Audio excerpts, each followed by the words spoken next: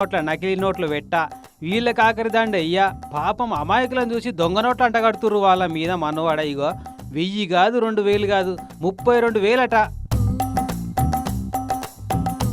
AP Sathya Sai జిల్లా కదిరిలో జరిగే పశుల సంతల జీవాలు అమ్మేతందుకు వచ్చిన ఈ నగేష్ అనేటాన్ని చేతిలో నోట్లు పెట్టి చెవుల పూలు పెట్టిపోయిరట దొంగ బద్మాషోళ్ళు. 32,000కు 2 గొర్రె పొట్టేలను బేరం చేసుకొని ఈ దొంగ నోట్లు అంటగట్టిరట. మరి గిట్టెట్ట మోసపోయిన పెద్ద మనిషి అని అడిగితే తెల్లారక ముందే మబ్బుతోటి ఉండంగా వచ్చిరట మాయదారోళ్ళు.